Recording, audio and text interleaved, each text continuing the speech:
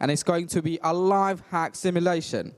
So on stage, I have Joseph Carson. He's the Chief Security Scientist and Advisory Cisco from our partner company, Crylock. So it's going to be really interesting, so I'd really have to ask everyone to keep it a bit down so that you can actually enjoy this. So, Joseph, all to you. Fantastic. It's a pleasure to be here. It's great to be in person, to actually see everyone. Getting it back into these new social norms about how to be social again is always challenging. But I decided to make the most complicated presentation ever for me. But hopefully it's entertaining for you. And what I've decided to do is, rather than presenting a lot of slides, I'm going to do a live simulation of a live hack. This is actually based on a real ransomware incident. So everything you see up until the part where I do remote desktop, after that point, everything is from a real incident, including the scripts, the techniques, the methods, up until the domain administrator has been compromised. So I'm going to take you through the journey of a real ransomware incident. And this ransomware incident occurred just over 12 months ago, and it brought a business to a complete stop, completely erasing and encrypting a year's worth of digital data. So you can see for any business, losing a year's worth of data can be quite catastrophic. It was quite costly financially and meant that they spent more than 2.5 months recovering the entire business. So hopefully this will be kind of educational. This particular incident was based off the Crylock ransomware variant. Now, when you're dealing with ransomware criminals, they'll tend to be affiliates. They will not be the creators of the ransomware. They will have access to different ransomware variants. And based on enumeration and looking at the victims, they will then decide which ransomware will be more successful and use that in the target. So this Crylock was previously Crylock a few years ago, but the last couple of years it's got significant updates. And the updates meant that the actual encryption capability was much more efficient, much more faster, and also more difficult to try and reverse engineer as well. So I thought, rather than presenting a lot of slides, I thought I'm going to take you through this journey and experience and walk through the steps, the attacker's mindset, what they were thinking, and also along the way, I will give you recommendations or tips on how you can prevent those types of activities from happening. So are we ready to dive in? Okay, let's move into the environment. So what I've got here, I've got 3 machines. I've got my attacker machine, which is the one I'm going to be using in order to carry out the attack. I've also got a Windows 10 machine, which has been updated and patched. And also that's the machine that the unsuspecting victim, the initial foothold. And then I've also got a Active Directory server. So the main goal for the attacker is to move laterally across the environment to try and get up to the domain administrator credentials. And that's the point when it's literally only a matter of hours before it's game over for the business, usually around 8 hours. So the attack itself, I'll give you a little bit of kind of understanding about the timelines. The initial access itself had been obtained about 7 months prior to the attack. So the attacker was able to get credentials and access to the environment 7 months prior. It was very likely that those credentials were then sold to another criminal gang, that they then basically used those credentials to gain access to the environment. It was around 2-week time frame where the attacker was then hands-on keyboard, doing enumeration, gathering information about the network, laterally moving, elevating credentials, until the point where they actually owned the network.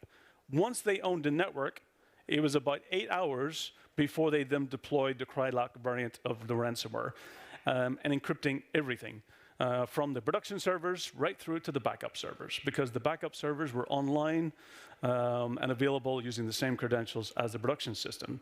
So let me walk you through the steps. So one of the first things is this organization had enabled remote desktop protocol, internet facing, to stay productive. Like many organizations during the pandemic, in order to keep employees having access, they enabled access for the employee. And what was very likely to happen is one of a few scenarios. Could have been phishing for the employee in order to steal their credentials. It could have been credential reuse, meaning the employee was reusing credentials that they were using in other platforms that had been compromised. Or it could have been a brute force attack using very common tools. This brute force attack is using a tool known as Crowbar. And if you do enough enumeration, you'll find details about users in the environment. And simply, if you get enough understanding about user credentials, the usernames, and also word lists and previous compromised passwords that those employees have used in the past, It's literally, if you're using only passwords to protect your environment, it's literally only a matter of seconds before they're able to actually find the credentials of those usernames. If you're allowing employees to create and choose their own passwords, and there's nothing else protecting them, employees are not great at choosing passwords. And if that's the only thing protecting your business, once you have anything that's public facing that can be abusing those credentials, it's only a matter of time before the attackers gain access. Now, there's people who specialize, the criminals who specialize in just this one part. They will collect and check these credentials. You might not see any usage of this for a long period of time. They will then sell it on to other criminals who will then come and decide to use them and abuse them. So 7 months from this point to the point where the next step happened. At this point in time, as I mentioned, up until that point, I can only assume how the access was obtained, the initial access. But from this point onwards, this is going to give you the real, live, exact techniques that happened. So the attacker came in, and they used those credentials in order to access the actually victim machine. So this user's machine. So they went ahead and did an RDP, logged in, and now they have initial foothold as just a user in the environment. And this particular user was an accountant. They were an accountant who was actually accessing financial systems. They were accessing it remotely. So in order for them to do their job, they had remote access to this server. So now what's happening is the next stage the attacker will do is before they do anything malicious, is they want to check and see what privileges I have. What type of maybe misconfigurations has the user done? And what's very common, and in this particular case, was that there was actually a file sitting on the desktop. And if you looked in that file, the user had actually put in the credentials for the SQL server in clear text sitting on the desktop. Very common technique that attackers will look for. They'll actually run scripts that will search for this. But for the users, they will commonly make it easy for us in order to actually find that. And of course, this will give you access to other systems in the environment potentially. Another technique and another kind of configuration, and sometimes it's a scenario that we sometimes forget about, is that in the browsers, when you go to websites, one of the things that browsers love, and they love to get, is people to save their passwords in the browser. And by default, the browser doesn't have any additional security controls unless you configure them. So by default, all the browsers will actually have the ability for attacker, if they gain access to the credentials on this machine, they can go and click through these credentials and reveal the clear text password of those accounts. And a lot of cases, what employees put in there, their personal email accounts, financial accounts, VPN accounts, Office 365 accounts. Everything can be found in here, and that can either lead them to your cloud environment, lead them to your infrastructure, or even lead them to the employee's personal information that they're also accessing from their corporate devices or even managed devices. So another thing that basically browsers love without security by default, unfortunately, it gives the attackers the ability to go and find more credentials to move around the network. The next thing is the attacker will now want to understand about, well, I have access to this one machine.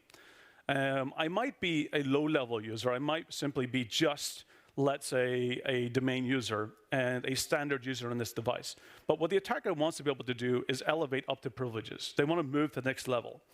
So what they'll do is, first of all, they'll check and see what type of user am I on this machine. And they'll just type a few native commands in, and they'll see what's running. They'll also see what other users have been on this machine, so they'll now get a list of users. And what they'll start doing is they'll start creating the user lists. They'll start creating the security understanding. They also get able to see what actually security is running on this machine as well, what antivirus you're using, what security controls, what keys is installed. So they'll be able to do enumeration from this initial foothold. So what they will end up doing is they'll either basically try to extract the hashes from this machine, and for example, they might decide to bring it off the machine and decide to try and crack those passwords.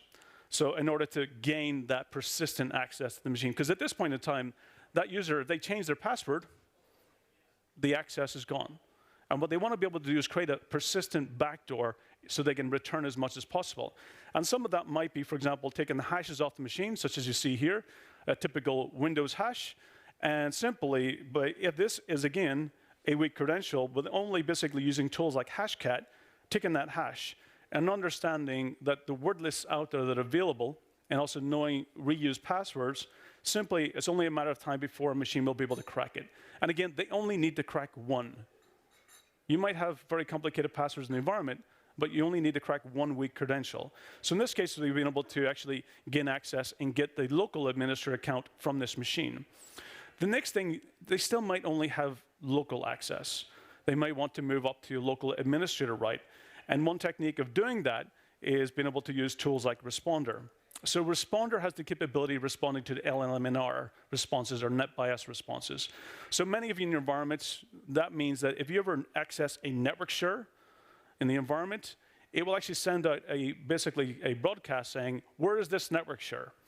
And by getting in access and going and launching Responder, this will respond saying, I've got the network access over here. And what will happen is that machine will then pass its network hash to Responder saying, I would like to have access to the share. But in fact, I actually don't have the share available. I just want to capture that NTLM hash. So once I capture that, of course, the user is not going to get access to the network share. What I'm going to be able to get is a hash. And simply, this is a type of a network NTLM hash. So it's a lot longer. And you can see here, basically, you've got the user and you've got the password hash. And of course, the password hash is the encrypted form of the password. But again, using tools like Hashcat, I can then pass this through. And ultimately, if it is a user-created credential, I can actually go and crack it very easily. And again, it's very, very common to be successful on this. You can see here, I've been able to get the credential of this user, and it's very simple. And of course, you know, when you're allowing users to create passwords, this is the reality of what happens, especially if you don't have additional security controls in place. So now let's move back to the actual initial machine. So here, one of the things I'll go and do as well is check and see what this local user is. And one of the things that most organizations tend to do on some users is they will give them local administrator access. And this is really, really bad practice. If you give users local administrator access, it's literally only a few steps away from the attacker moving from local admin up to full domain administrator. And sometimes you think about it as, well, it's local. What can it do to the network? I'm only giving access to this one machine, local administrator, but in fact, it gives the attacker the ability to move and steal the credentials for the entire domain. I'll show you how the attacker does that. So as a local administrator, one of the things they can now do is further enumerate. So they'll decide to download some tools. And these are some of the tools. These are some of the real scripts that was actually used in the attack. So the first thing they'll actually run is disable security. So this is a script that was used in order to run this machine. And the sessions typically last only a few minutes. And they will disable the security in this machine, meaning antivirus will be disabled, the configuration will be disabled, everything will be turned off, and sometimes only for a few minutes. So even if you're looking at your SOC, you see that this agent is now not communicating, and then after about 8 minutes, what they'll do is re-enable it again. So all of a sudden, it just looks like a blip on the screen that this was offline, and now it's back online. Must have been a network issue. Must have been something else. So you always have to look at those things and think, do I need to investigate? So when I run this script, it disables all the security. So now, once I've disabled security, I can run more malicious activity under the covers so people won't know what I'm doing. I can run things like find passwords in this machine. So even if it wasn't sitting easily on the desktop or in the browser, I will be able to find passwords hidden in unattended script files, APIs, configuration files. I will then go and maybe create new users. Another common method is using things like sticky keys. And sticky keys has been around for a long time. And what sticky keys is basically redirecting a lot of the login prompt information that will redirect it to a command prompt from the login screen. So once learning this script means, again, if I was unable to crack the passwords or unable to be able to create additional users, I now have a backdoor onto this machine, even if the user changes their password. So running this script will give me that persistence again. And of course, they want to do that once the security is disabled at that point in time. The next thing, what they'll end up doing is they'll run this downloader script. And this downloader script, depending on what they see in the machine, what type of security controls are in the environment, the downloader script will basically, they'll change different payloads to see exactly how they can bypass and move through the security. So once I do the downloader script, it's then going to download additional types of tools. And again, remember, a lot of organizations here are using, of course, firewalls and other devices. What you're looking for basically is this will also be encrypted through encrypted channels. You won't be able to see it. They can also, employees are running around with mobile phones in their pockets, which allows to bypass all your firewalls. Hopefully. Okay. So one thing is now, of course, in later versions of Windows, by default, the credentials are not stored in clear text in memory. But with a simple change, as a local administrator, I can go and run this script. And what this script will do is be able to reset that back so that anyone who logs into this system, as any user, their password will be stored in clear text. So I'll make this change as that local administrator. And then what I will do is I'll run the script first of all to check and see, do I have the credentials? Do I have a domain administrator? Do I have any password hash that I can actually do past the hash? If not, I will then come back to my automation scripts, run the clean script. And what the clean script will do is reverse all those little things that I did. It will hide the logs. It will actually re-enable security. It will remove my tools that I actually downloaded. And now what I'll do is I'll end my session, go off, and start targeting some other organization, or playing games, or enjoying the ransom rewards from other victims. And then about a few days later, I will then come back in again and again repeat those steps. And again, those sessions are typically 5-8 minutes long, very, very short sessions. So coming back in again, going through all of those steps, I will go back into the script again, and hoping within the 2 days or 3 days that I've been gone, I've been able to convince the domain administrator to log into this machine. And one way to do that is, of course, break this machine. So before I leave, I'll break the machine. So all of a sudden, the domain administrator is like, oh, that application's not running, or there's alarms coming from that machine. I need to log in to fix it. And they always log in with domain administrator. And they always log in, and they never change their credentials afterwards. So again, I can go and take a look and see basically after running this, and you can see I've run it multiple times. I can also do a lot of automation around this. And at some point in time, you'll find that the domain administrator has logged in.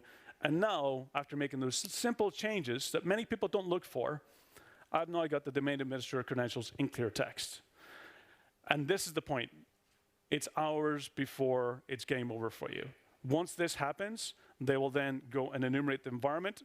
They might run tools that, for example, will go and do scanning the network.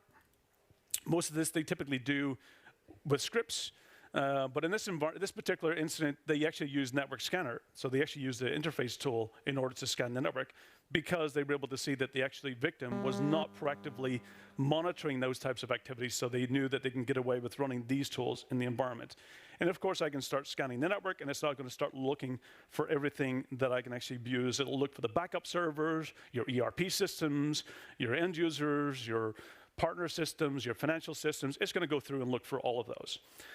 And simply, once I gain access, I can right-click, and you can see here I've done a lot of automation scripts. And in this particular case, I've translated the text here. The text was previously in Crylock language, so it means it was Russian origin, Russian-speaking origin for the attacker. I have to be very clear on that, Russian-speaking origin, not necessarily from Russia. Running these scripts allow me to basically do a lot of more automation. Then the next step is going and accessing the domain controller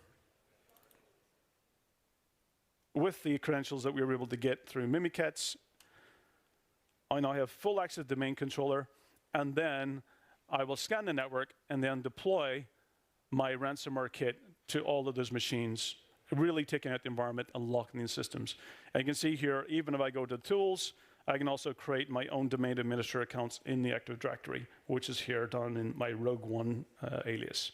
At that point in time, it's literally a disaster for the organization. And you're really looking at basically only a matter of time before you're in that situation where you're having to see that prompt on the screen.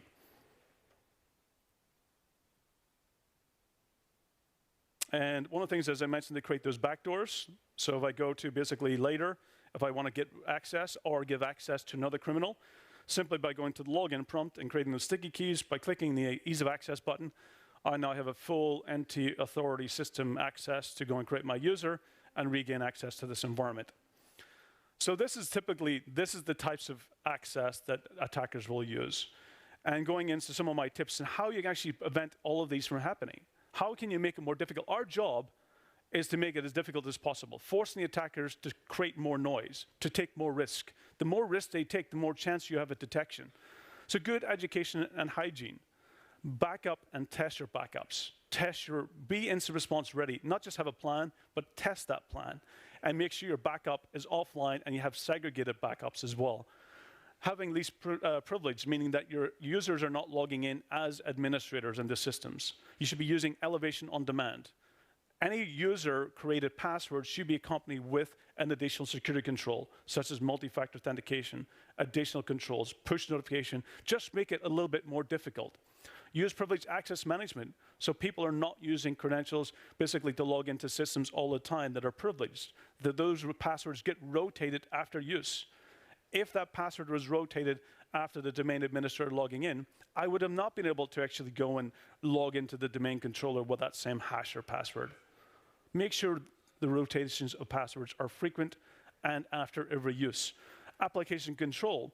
Even, for example, if I disable the security in the system, I should not be able to run things like PSExec or Mimikatz or WinPs or other tools that will allow me to do enumeration. Application control will give you that additional security to make sure that unauthorized executables are not running, such as the network scanner. And make sure you patch and update systems. That's just basically, make sure you keep them updated and patched. Hopefully, everyone's doing these things. If you're not, you can grab a copy of my book. The book is at the back of the room at the Psychotic desk. So if you're interested in learning some of the things you can do to reduce the risk, I highly recommend reading the book. It is a dummies book, but it's also for smart people. So come see me if you're interested in learning more. Hopefully this has been educational. Best ways to prevent attacks is to think like an attacker. Best way to get budget is to make sure you translate it to business risk. My name is Joseph Carson. I'll be here for the rest of the day to take questions. Thank you, and have a safe and enjoyable event.